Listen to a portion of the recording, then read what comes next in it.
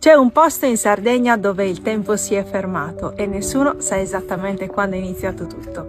Siamo a Oschiri, a metà strada tra Sassari e Olbia, e questo è l'altare rupestre di Santo Stefano, un banco di granito lungo quasi 10 metri e completamente scolpito da mani antiche. Triangoli, quadrati, semicerchi disposti in sequenza perfetta, un unicum in tutto il Mediterraneo.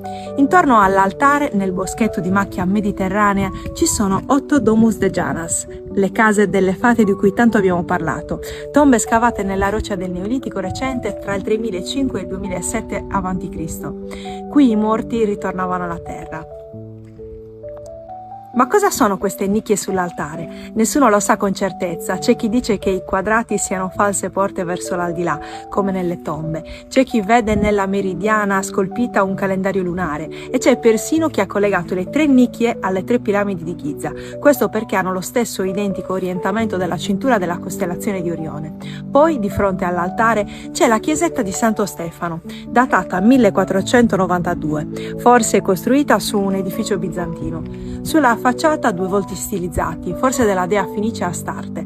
Dentro un'acquasantiera che in realtà è un betilo nuragico. Questo invece è il mascherone dal sorriso sardonico, una curiosità dentro il parco.